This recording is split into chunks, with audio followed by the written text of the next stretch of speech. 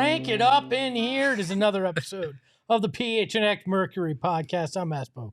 He's Hayden, and we are talking Merc today. Excited to have you all with us. And Hayden, since we talked to everybody on Thursday, we had one game, and it did not turn out the way the Mercury had hoped. No, it did not. It was a real letdown, to be honest with you, Espo. It was a lot of times. I think there were 20 times the game was tied. There were like 13 lead changes. It was just back and forth, and a lot of sloppiness, which we'll get into pretty soon, that ended up costing them the game. Yeah, it seemed like a replay of a handful of games this year where they didn't take care of the ball, had issues. To me, free throws as well was problematic. They missed some early, in particular Brittany Griner, who's been shooting 90% this season, struggled early in that game. And when you have a game that goes to overtime, 1 point makes the difference here, right? And the fact that they couldn't convert hurt them. Exactly. I mean, and Phoenix had, I think, 14 less, if I'm reading it right, 14 less shot attempts than the Sparks. And that's just unacceptable. That's a lot of offensive fouls, a lot of sloppy turnovers, and basically just second chance possessions that LA got. And even Nygaard said in a game like this, that's what makes the difference. Yeah, it's unbelievable when you see that discrepancy in shots that this game even went to overtime. Because if LA shot anywhere near what they shot in the first matchup versus this team, this is a quite frankly, a blowout. Exactly. I mean, like I said earlier, when the team shoots 14 more times than you, that's a problem. And the crazy thing was that Phoenix didn't even shoot bad. I mean, they shot, just below 50%. They shot about 33% for three, 8 of 24. But like you said, some missed free throws, just a lot of sloppy play. I mean, and a lot of that just comes with the physicality that other teams have been playing, specifically LA. Even in the first game, they were sending doubles to Brittany Griner. They were pressuring the ball handlers the moment that, for example, if Mariah Jefferson would get a pass, they would play up on her. Anytime they would throw a screen, they would they wouldn't even switch it. They would have the help defender hedge over and basically cause a double team, and they would just force the Mercury to beat them with the pass. But Michaela Onyenwere was one of the bright spots, and we actually have some footage of her talking about how the Sparks played them and how it really how the game got out of the Mercury's hands. Check it out.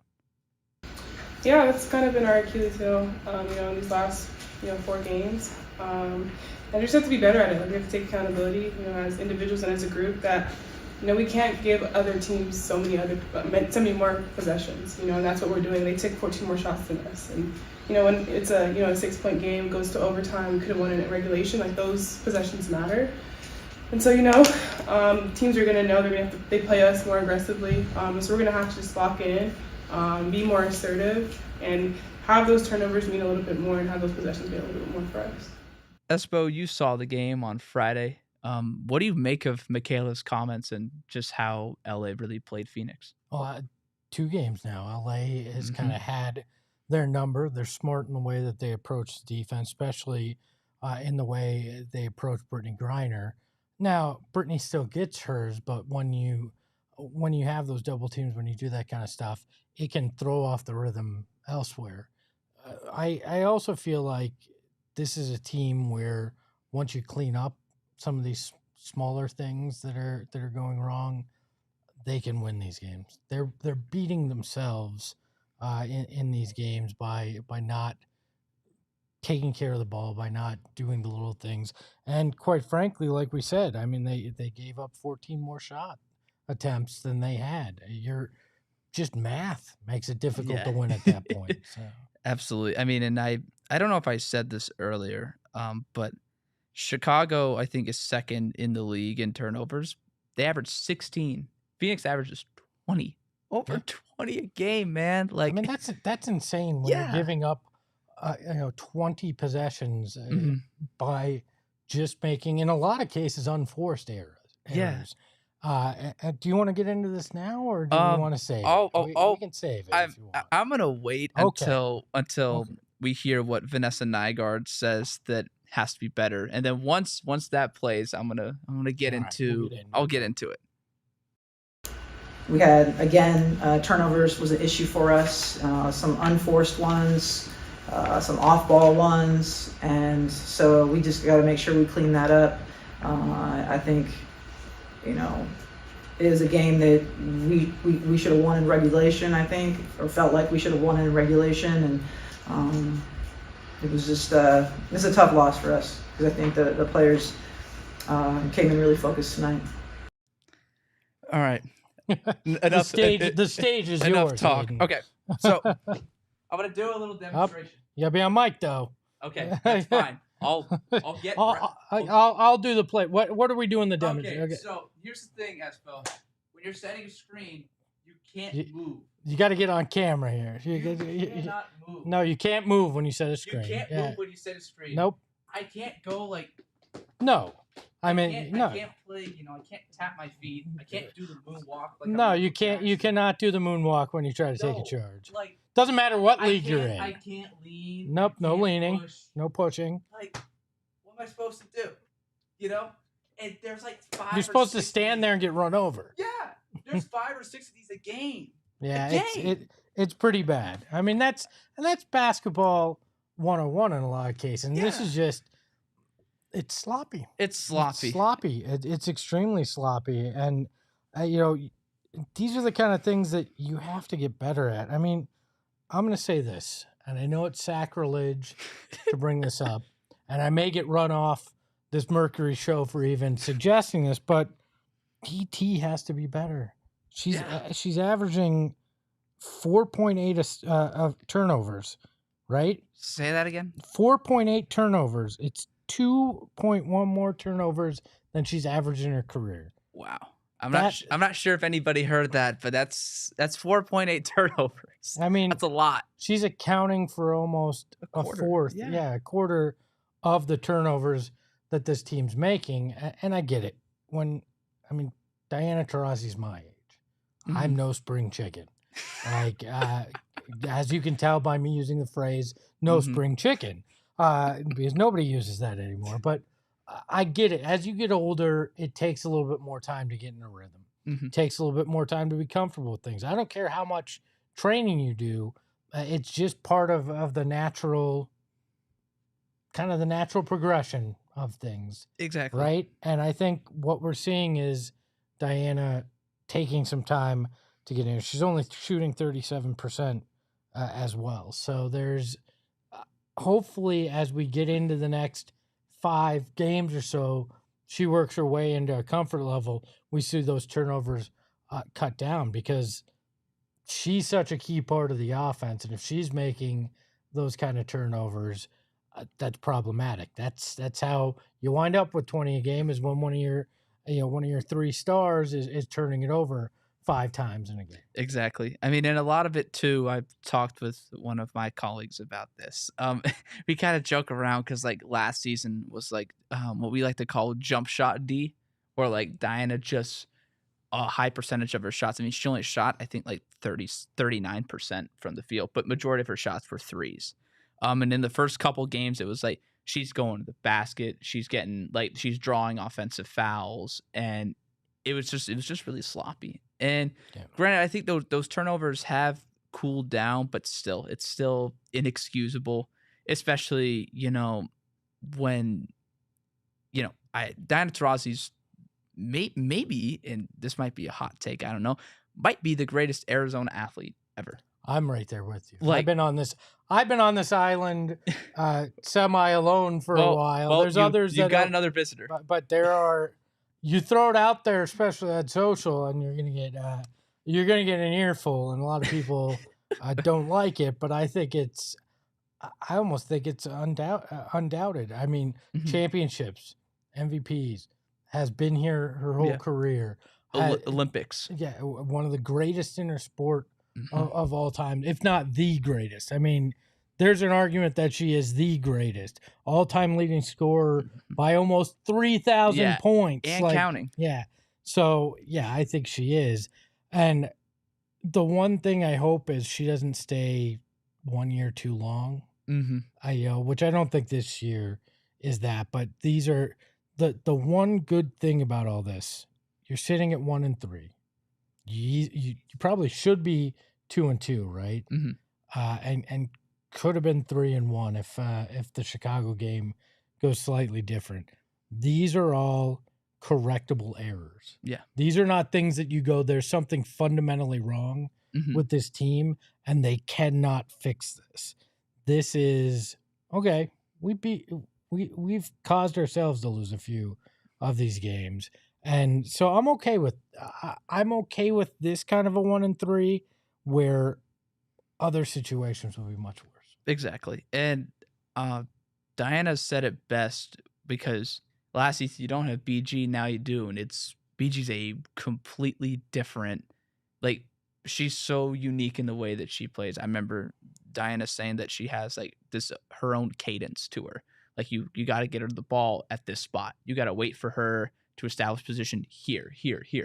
And it's really picking up. I mean, she's continuing to dominate, but like you said, there's nothing fundamentally wrong. It's just about wrong place, wrong time in terms of over anticipating, where I saw probably 3 or 4 times the ball got turned over because either Diana thought, for example, Shug Sutton was going to sprint towards the corner and she didn't, and she flared back out. Yeah. Or if it's one of those where it's just a bad pass. Like, it's all really correctable things, but do I think it will be corrected? Yes. I just hope it's sooner rather than later, because at this point I'm getting a little bit concerned. I'm not going to lie to you. Before we move on to one of the big storylines in that game, I want to talk about the end of regulation. Shug Sutton takes the 3 to try to win it. Obviously a tie game. Why do you not get the ball to Brittany Griner? You have one of the most dominant forces in the lane, in the game. Rarely can she be stopped. You had enough time. Why do you not go to her with the game on the line? Great question. I'll get back to you on that soon. What I think they did, though, they did this through the last couple minutes, and Chicago did this and it worked perfectly, is that they would play her one-on-one, but also LA played a lot of zone, and they had help on standby. That's what I like to call it, because it wasn't like they didn't double her, but it was basically like, okay, the moment she catches the ball, it takes one dribble, we're going to send somebody. Because Chicago did that a lot, but then again, BG's BG. I've seen her so many times already score through a double team. I don't know why you don't. I think they were trying to get it to Diana, and they just completely negated her, and they said, okay, we're going to have somebody other than these two take the last shot and beat us. Yeah, and I understand defense, but draw something up. I understand that if you're down 1, you're down 2. This is a tie game. At worst, you get overtime. I still find a way to get it down to BG. Hope she either hits the shot or gets fouled, and you take your chances there. I'm not a big fan of tie game, let's shoot a 3. Yeah. Because you don't need the 3. You just need any point whatsoever, and you're more likely to get a foul or get an easy shot down low than you're going to, taking it out at the perimeter. Yeah. As much as I love Vanessa Nygaard, it's always been one of the knacks. Or not one of the knocks on her, is that when it comes to X's and O's stuff, like, not exactly the most creative, especially in situations like this, when it comes to, okay, final minute, what's going to happen? I mean, and we even saw with the Suns, Monty Williams and Kevin Young were really creative with that.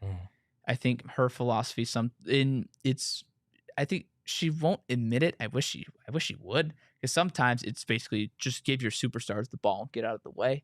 But that can only work for so long, especially when you have like Kurt Miller coaching against you, who's really good in his own right. Yeah, but I mean, she doesn't even get it to one of her stars. She gets it to Shug Sutton. Now, that's not a knock on Shug, but you've got Sophie Cunningham, you've got Diana Taurasi, and you've got BG. And Sophie, we didn't talk about her, but 19 points with shooting well. I believe she's 7 of 14, so she's 50%. So she should have been an option there too. Yeah. They couldn't have taken away all 3 of them. Yeah. I'm just gonna say that. So execution at the end, not exactly where you wanted to be, But one of the bright spots, Shey Peddy back after the Achilles injury, was out 9 months, suffered it against Las Vegas in the playoffs. This was her first opportunity to be back on the court. Yeah, it was truly an emotional night, just kind of for everybody, for her teammates, coaches, the X Factor. I mean, we were actually able to speak with her before the game just to sort of figure out what was going on through her head. Check it out.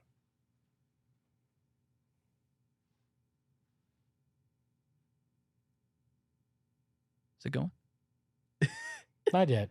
Okay. Well, I'm just going to sit here until it does. Well, you know what? Let's. I know she was very. I know Shey was very excited, and there's got to be a lot of nerves. I know. A lot of emotions. Happy, excited, nervous, anxious. Like, I just want to get the game over with, rip the Band-Aid off. It's been a long 9 months. I'm excited to be here, and I really just want this game to be over with.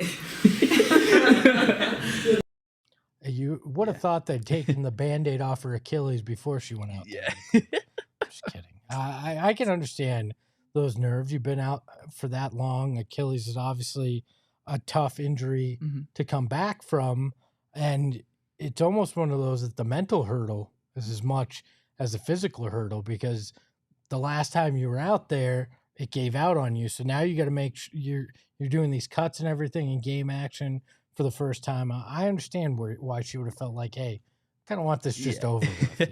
Yeah, I mean, there's a lot of social media posts from fans, from players, coaches, like I said, just like, like it's Shey Peddy's first game, I think, in 294 days. And that's a lot of pressure, man, especially, when you're riding off a solid win against Minnesota. But what I think is really cool is, like, this is one of the first times that Coach Nygaard has actually had her full lineup. Yeah. And, Shey Peddy is such a unique player, just in the sense that I saw her perform last season, and really one of those players that she can get you a bucket when she needs to. Yeah. Great 3-point shooter, really great defender, but just one of those people on the court that will let you know how it is, but also will comfort and encourage, like a really great leader. Only played 8 minutes. I kind of assumed she would be on a minutes restriction, but you almost have to. Yeah, especially with an injury, especially it being non-contact too. When it comes back after under 10 months, that's unheard of. I love that they did it at home too. Yeah. Give the fans a chance to welcome her back, put her at ease a little bit, and get in. Like she said, just need to get through the first one. Exactly. Like don't expect her to come out and drop 10 points like she was averaging last year. Just come in, get through it, but have a productive 8 minutes in terms of, I got out there, I did the basketball things I needed to, and now I'm over there. Yeah, that was even what Nygaard talked about after the game. Just obviously she spoke about it pregame, but after the game, after everything was said and done, just really reflected on what Shey Peddy's first start of the season really meant to everybody. That's great. The X Factor, they love their players, and Shey's done so many great things for the Mercury over the years, and I'm sure this year we're going to see a lot of that again. A player being out for a long time and having to jump into a very physical WNBA game, that's tough. That's really tough. Just with the timing of her injury, that's where she's been placed. It was great to see her out there. It was great to see the love for her, and we just look to be able to use her more and more as we advance through the season. Yeah, and you obviously can tell the importance she has, but it means a lot to her teammates too. It's not just coach saying, yeah, she's gonna help us basketball wise. This was emotional lift too for the team. Yeah, absolutely. And again, like I said, Peddy's one of those players you love to have on your team, you hate to play against, because she's got that dog in her, ladies and gentlemen. Like she's always been like that. I mean, she's had the playoff P nickname, and she's actually the good playoff P. But yeah, I mean, just fantastic overall. I mean, we could go down the line with teammates and whatnot that really sort of took inspiration from the way that she played the game. But Actually, I don't know why I just had a brain fart. Excuse me on that. But one of the players, speaking of which, Michaela Onyenwere, she gave a really lengthy and nice description on what Peddy's return really meant to her, and even threw in a little anecdote about when she first came in late from overseas. Oh, I was so excited for Shey. I mean, Shey has been somebody who has embraced me since I've come. I came here a little bit later than so most people on the team just due to overseas commitments, and so she was one of the first people to embrace me and really show me around. And she's just such a great person to have in your ear. And even when she was out, she was really vocal, being a really good leader. I came to her with questions, and so yeah, she's just a great person. And so to see her, be able to have this moment, I know obviously with an injury like that, it's really hard to come back from. Just to see her, and when she checked in, I thought she was gonna get emotional, so I didn't ask her. I was like, yes, but I didn't want to ask her. I didn't want her to get emotional, but I know just the testament to who she is as a person. She's worked really hard to get to this point, so I'm really excited for her. Espo, you've been watching the Mercury for quite some time, and I know you've. Yeah, nice calling me old. I appreciate it.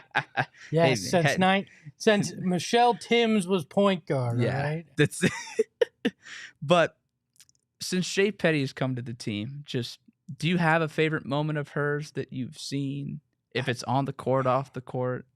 Honestly, the emotion she showed in this is one of my favorites because it shows you what the game means to her and her ability to inspire her teammates too. I mean, this is somebody that could have easily taken more time to come back from this injury, and she put forth everything it took. Like in your article, thousands of different exercises to strengthen that Achilles and work through it. Where some people would have been like, I'm going to take my time and I'm just going to go through this. And if process takes a year. And you could tell that it meant something for her to get back out there with her teammates and be able to have an impact on this season. And that to me shows the heart of a player, shows the desire to win a championship, and shows an understanding of what this season means for this team in terms of having BG home and playing. We don't know. It could, any of these next few years could be DT's last. So you want to be out there and you want to help a club. And I love that her attitude towards this and just getting back and playing. That was beautifully said. It really was. And even last season too, when Peddy went down, Sophie Cunningham basically said, like, this season feels like one thing after another after another. Like, this felt like the final blow. Yeah. And that was a phrase that was really used a lot, like the straw that broke the camel's back. Yeah. And BG's back. Shey Peddy's back. We don't know if Skylar Diggins-Smith will return. It's actually looking quite optimistic from Instagram stories and her already playing basketball again. So we'll see on that at a future date. But it's fun. It's fun to see there be some peace and normalcy within the Phoenix Mercury. Yeah, and Peddy talked about what the game meant to her. Let's take a listen to what she had to say about it. Just getting back in the flow of things. I think now I gave myself some grace period. I know no matter what I did, everybody's gonna be excited I was back, and like that's not my goal. I don't want to just say I'm back. Like I want to be able to pick up where I left off. So we got Dallas coming up. You got Enrique. That's gonna be a tough matchup, but I'm excited to get back out there and just work my way back. Yeah. That's just so crazy that, like we said, and even she said, she's like, I want this game to be over with. Like, this was probably minutes after their game ended against LA. She's like, I'm ready for Wednesday. I'm ready to go to Dallas and just keep playing. Like, come on. I gotta love that. And we'll get into Dallas and what's coming up later in the week. But before we get to that, let's talk a little bit about the lingering issues that they need to clean up before they play play 2 games in Dallas in 3 days. It's not a back-to-back, but it's a back-to-back games in Dallas, even though it's over 3 days. But so we talked about turnovers. I don't think we have to get into that outside of, like we said, they're worst in the league at turnovers right now. But there's 2 other areas in rebounding and fewest number of shots that seem to be a big factor in why they've been 1 and 3 this year. Yeah, I mean, rebounding is it's been the BG and Breezy show, and that's about it. Like Brianna Turner, I think she's in top 5 in rebounding throughout the league. I mean, averaging double digits, which to me is really impressive. And, BG's obviously going to get hers, like we've always said, but there's no activity on the boards. I saw it on Friday. It was kind of gross because you have Nneka Ogwumike, Chineo Ogwumike. You have, actually, no, she didn't play, but, when she's healthy, Azrae Stevens, De'Erica Hamby. Like, you have a lot of players that are going to go after the glass. And when you play a team like Dallas, and we're really fortunate that Dallas is without Tierra McCowan, Crystal Dangerfield. A lot of, granted, Crystal Dangerfield's a pretty small guard, but Tierra McCowan's 6'8". Tierra McCowan can rebound that ball, let me tell you. And, I know Brittany Griner, I think she's a way better shot blocker than rebounder, but she needs some help, man. I know she's 6'9". That seems like the theme in general. She needs some exactly. Like, it can't be just, okay, BG, you go for the rebound and have 4 LA players swarm you. Because what's going to happen? LA's going to come away with the ball. Yeah. Strengthen numbers. Yeah. And they got to fix it. They got to box out. There's a lot of times, and I think we talked about, DT, with the whole turnover discrepancy. Sometimes it's effort too, because she'll shoot and she'll march all the way back towards the other end of the court. And it's like, look, I understand, she's in her 19th season now. I get it. It's year 19. She's proven everything that she needs to, but it's kind of, lead by example. Even if she gets 3 rebounds a game, but she's going in, boxing out her defender, her player, and grabbing a couple really tough rebounds, the rest of the team's going to go, okay, if she's doing that, we all need to do that. Yeah, but they're second worst in rebounding. Is it a roster flaw, or is it effort? Because second worst in the league seems to me this may be something that needs to be addressed via trade this season, rather than can it be made up enough by just pure effort by the people on the court? I think there's a couple different elements with this, Espo. I think the first is effort, but the second was also the roster and the injuries. I mean, Megan Gustafson was out. She played her first game as well on Friday, and she is an excellent 3-point shooter, an excellent rebounder too. People forget. I mean, she was the 2019 Naismith College Player of the Year, averaged 24 and 12. Like, she's fantastic. Michaela Onyenwere, an underrated rebounder for her size. There's a lot of versatility. I think there's 5 people in the starting lineup, with the exception of Mariah Jefferson, of course, are over 6 feet. So I don't think there's any excuse. You have the positions to rebound. You have, in my opinion, the athleticism to rebound. And look, there are teams you're going to play. New York, because they have Breanna Stewart, Jonquel Jones as your front court. The Connecticut Sun, Alyssa Thomas, DeWanna Bonner, Brianna Jones. Like, there are teams that will out-rebound you no matter what you do. But you can't teach effort. You just can't. And in this case, there's got to be some different lineup combinations. There were a lot of times they went small, and I just wasn't a fan, because you need to have someone like Megan Gustafson or Brianna Turner or Brittany Griner in at all times. You can't have one of those you can't have all 3 of those players sitting at the same time. It's just unacceptable. You're basically asking yourself to get out rebounded at that point.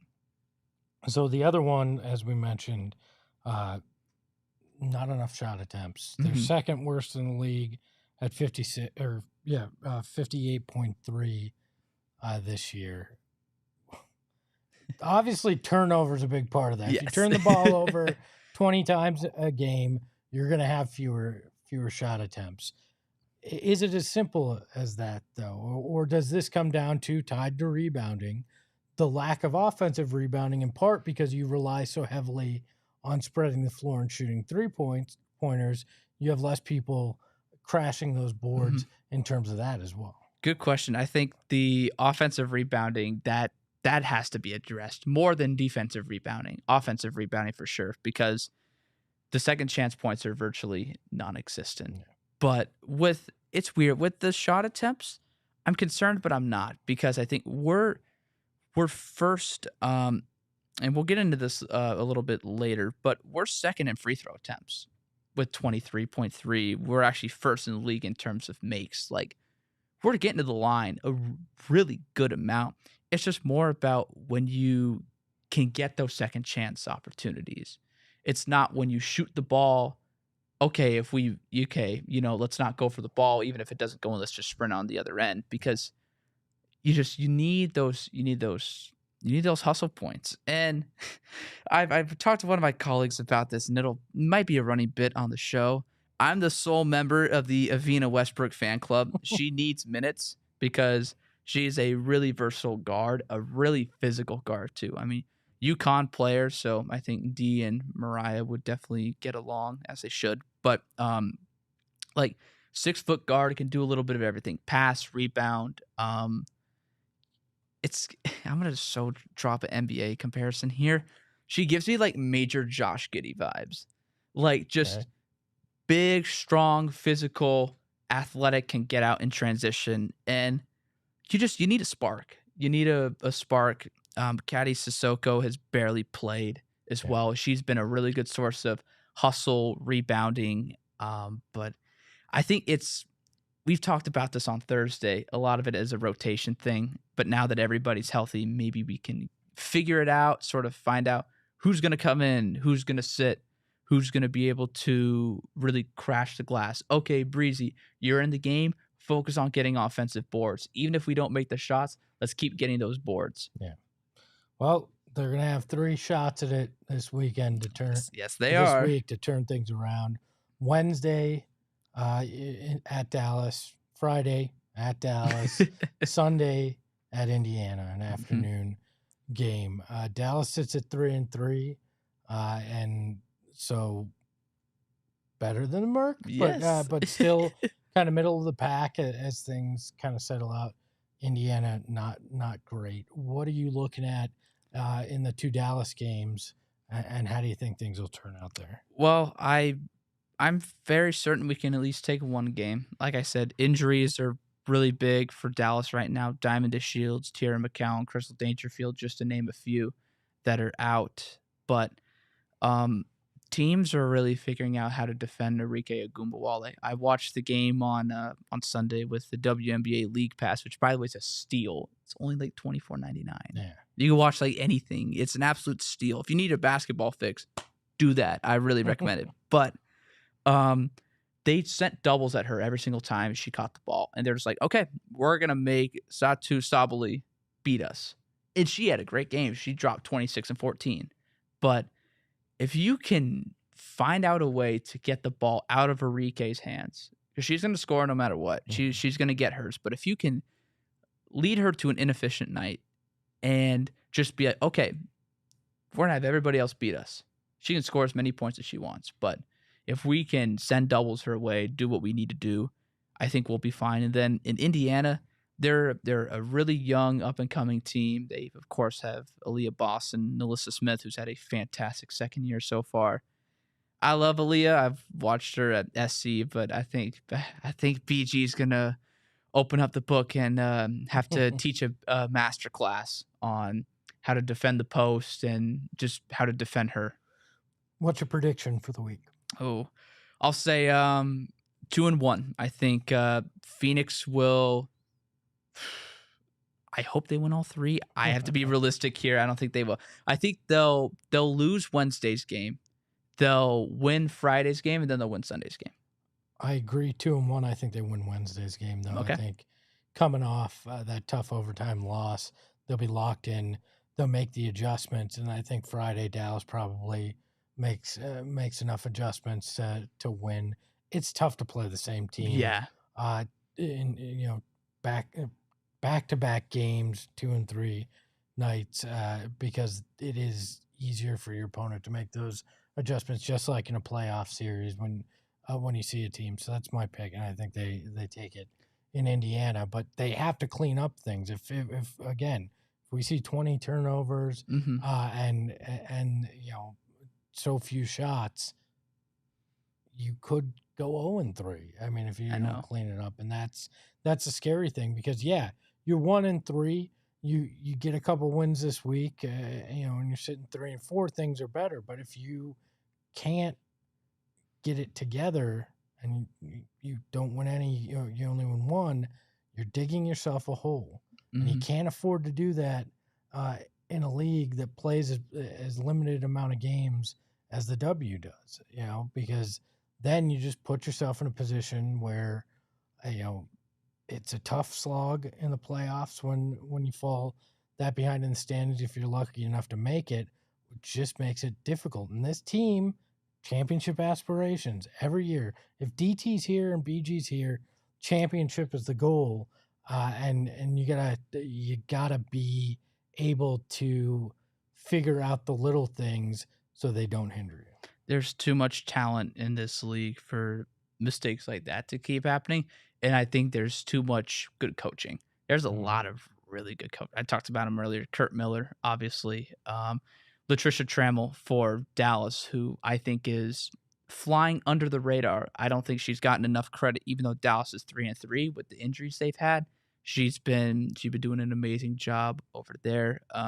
Tanisha Wright for Atlanta, she's been awesome. I could go on and on, but basically, it's like you have to clean up these things because, as you said, I'll bounce off your point. If you don't clean them up now, teams are just gonna bounce all over it, and they might be finding themselves in the lottery if they don't clean up things soon. Yeah, well, and you're facing a Dallas team with clipped wings, if you will, a Yes. little bit here.